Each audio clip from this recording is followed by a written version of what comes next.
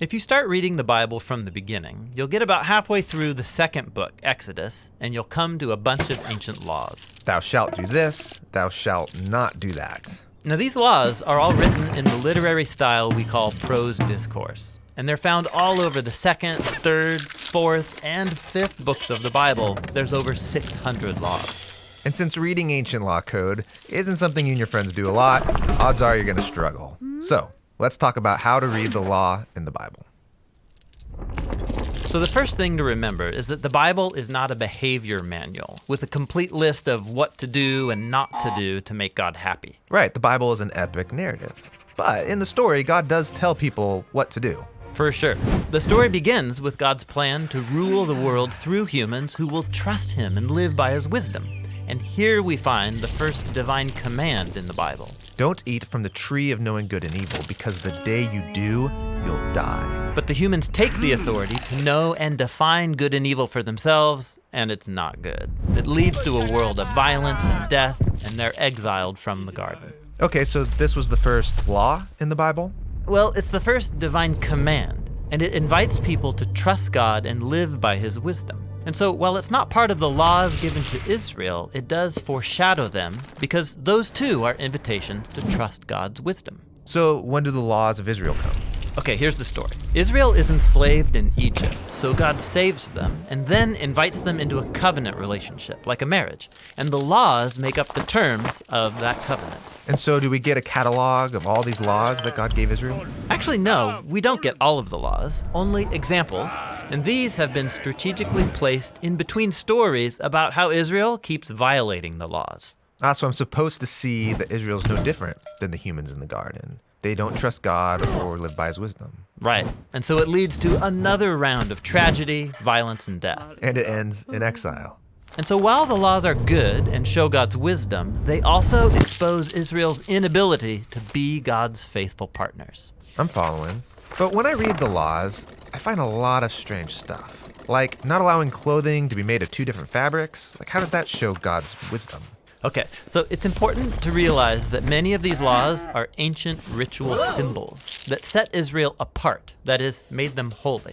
So some laws made Israel distinct from neighboring nations, while other laws kept them away from things that in their culture symbolized death, disease, and moral corruption. Okay, but what about all of the ritual killing of animals? Sacrifices were also ritual symbols that connected people to God. Since you, a mortal, can't ascend up to God's presence in the heavenly temple, a blameless animal that was offered could go up in your place, covering for your failures so you can know you're accepted by God. I see. But not all of the laws are ancient rituals. Some of them are just about being a good person and treating others well. Well, yes, but these laws aren't just about being good. They're about justice, which is a big deal to God. On the first page of the Bible, we learn that every human is made in God's image and is worthy of dignity. And these laws apply that ideal in Israel's day. In fact, these laws still underlie many of the concepts of justice and equality that we take for granted today. But some of the laws don't seem just, like laws that allow for slavery. Well, if you look at those laws in their ancient cultural context, you'll see that God's working with Israel as he finds them, pushing them towards justice. So slavery isn't abolished, but it is undermined. For example, Israel was supposed to reenact the Exodus liberation by releasing slaves and forgiving all debts every 7 years. This was revolutionary in the ancient world. All right. Now, what about all the laws about Sabbath rest on the seventh day and all the 7-day feasts? I mean, what's up with all of these sevens? Yeah, so these laws about sacred time are all connected to the first creation narrative in Genesis. God brings order out of chaos in 6 days that each have a clear beginning and end. But when you get to the 7th day, it has no end.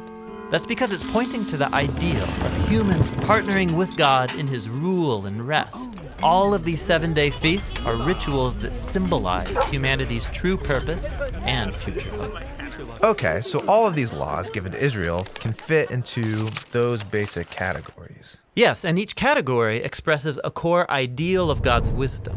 And the laws show how those ideals should be applied in the culture of ancient Israel. But as the story makes clear, Israel failed at fulfilling the law over and over. How is God going to get humans to trust his wisdom? Well, Moses and the prophets after him trusted that one day God would transform the human heart so people can be faithful covenant partners who trust his wisdom. And that brings us to the story of Jesus. Yeah, Jesus said he came to fulfill the law. Right. He was the faithful covenant partner that Israel and all humanity was made to be, but has failed to be. Jesus lived by the divine ideals underlying the laws. And he taught that the laws are all fulfilled when you love God and love your neighbor as yourself. And Jesus promised that God's Spirit would come and transform his followers so they too could live this way. And so, when followers of Jesus read these laws today, we need to remember they were given to Israel in their ancient cultural setting. You couldn't follow many of them even if you tried. But what you can do is see God's wisdom in the laws. Right, and trust that God's Spirit can guide you to follow that wisdom as you learn to love God and to love your neighbor as yourself.